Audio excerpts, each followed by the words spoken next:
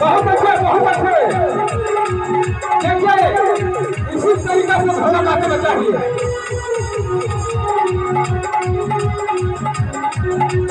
यहाँ एक से एक बढ़ के कलाकार हैं, लेकिन राज्य सरकार उतरते नहीं है।